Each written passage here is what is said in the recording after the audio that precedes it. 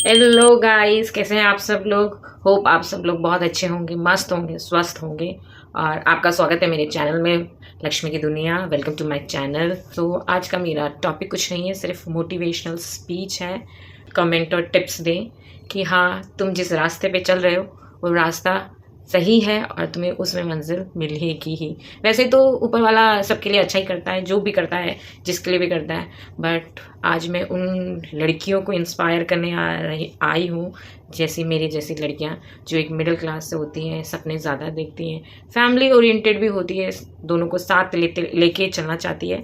But family हो या career हो, ऐसे ऐसे सर्कमस्टांसेस आ जाते हैं कि हमको एक को चुनना पड़ता है, कह सकते हैं, या दोनों को साथ लेके भी चल सकते हैं, बट हालात नहीं देते हैं।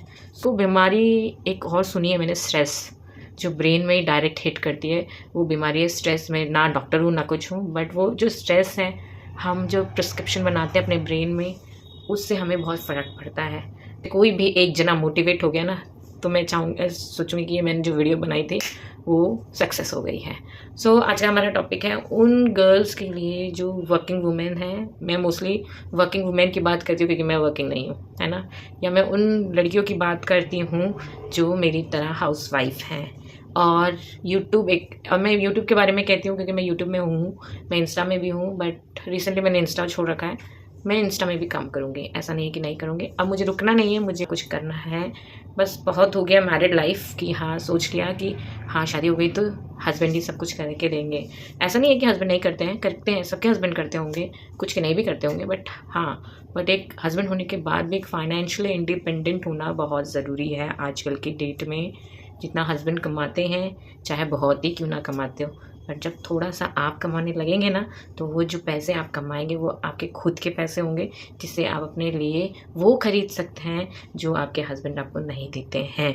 आई थिंक हर किसी के हस्बैंड कुछ ना कुछ तो देते ही होंगे, बट कुछ लोग मेरी इस बात से सहमत होंगे कि हाँ, हमें अर्निंग इसलिए करनी चाहिए कि हाँ, हम अपने लिए कुछ खरीद सकें। पैसे से जो खर्चे करने की आदत होती है ना, जिसको वर्किंग होती है पहले, फिर मैरिड के बाद छोड़ देती है, उनको बहुत रियलाइज़ होगा मेरी बातों से कि मैं जो बोल रही हूँ वो सही बोल रही हूँ।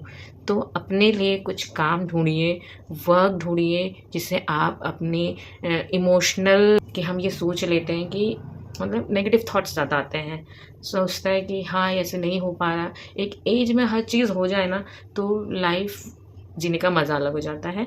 बट जब उस एज को हम क्रॉस करते हैं और वो चीज़ें हमें नहीं मिलती ना, हमें बस लाइफ से रिग्रेट रहता है कि हमने क्यों छोड़ दिया वो चीज़ जो हमें आगे कंटिन्यू करना चाहिए था। आज का टॉपिक यही है कि आप अपने ब्रेन को इतना स्ट्रेस मत दें कि आपके अंदर बीमारियों का घर बन जाए। मेंटल स्ट्रेस एक ऐसी बीमारी हो गई है जो हर कोई फेस कर रहा है। ऐसा नहीं है कि मेल ही फेस कर रहे हैं या फीमेल ही फेस कर रही है, बट रेशियो में फीमेल ज़्यादा होंगी तो मेल कम होंगे। बट हर कोई आज के टाइम में कोई ना कोई बात से इफ़ेक्ट हो जाता है, जिसकी वजह से वो सबको बोल तो नहीं सकता, लड़ तो नहीं सकता, बट स्ट्रेस आउट हो जाता है। क्योंकि मत रखिए कि कोई भी आपकी लाइफ अफेक्ट कर सके। मेरी भी होती है, ऐसा नहीं है मेरी नहीं होती। स्टिल हमको ऑप्शन चाहिए होते हैं कि हम उससे ओवरकम कैसे हुए। हम नेगेटिव वे में हुए, रिएक्ट करके हुए, या होता है ना गुस्से में हम लोग किसी को कुछ भी बोल देते हैं। वो सारी जो चीज़ें होती हैं वो हमारी माइंड को बहुत इफेक्ट करती है। So chill ladies and gentleman, कि लाइफ में स्ट्रेस तो सबकी लाइफ में होता है। तो बस एक बात ये सोचिए, आपको जो स्ट्रेस हो रहा है उससे सामने वाले को कोई फ़र्क नहीं पड़ रहा है। तो उस चीज़ों को पॉजिटिविटी में लेके आप अपने आप पे काम शुरू करिए, सो दैट कि उसको भी, सामने वाले को पता चले कि हाँ, हम उसको तोड़ना चाहते थे बट वो टूटा नहीं, उससे वो आगे ही ग्रो किया है।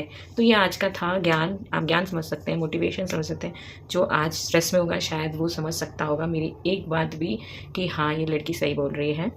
तो मैं यही, अगर मेरे ये वाली वैल्यू वाली पॉइंट्स को अगर जो परेशान है बंदा वो सुन रहा है, तो शायद वो मोटिवेट भी हो रहा होगा कि मुझे बस स्ट्रेस में नहीं रहना है, मुझे इसका सल्यूशन ढूंढना है। तो झगड़े से ज़्यादा सल्यूशन में काम करना चाहिए। अगर झगड़ा तुम्हारे पास खुद से आ रहा है तो वो सोच लीजिए वो तुम्हारी मर्ज़ी नहीं थी, वो सामने वाले की मर्ज़ी थी कि वो झगड़ा करना चाहता था। बट स्ट्रेस जो आ रहा है वो तुम्हारे खुद से आ रहा है। जितनी सी जल्दी हो सके उस स्ट्रेस को भगाइए। जो भी आपकी प्रॉब्लम्स है उसको खुद बैठ के, अकेले में बैठ के सोचिए, समझिए, ओवरकम करिए, देन अपना नया काम शुरू करिए। घर में इंगेज रहिए। सो आप थोड़ा सा मेंटली प्रिपेयर हो जाएंगे कि हाँ मुझे बस ये तो ऐसी हैं, so that we can move on. तो मेरी ये बात आपको सहमत लगी तो लाइक शेयर एंड कमेंट कर दीजिएगा। ये था आज का ज्ञान, और आगे छोटी छोटी वीडियोस में मिलते रहेंगे।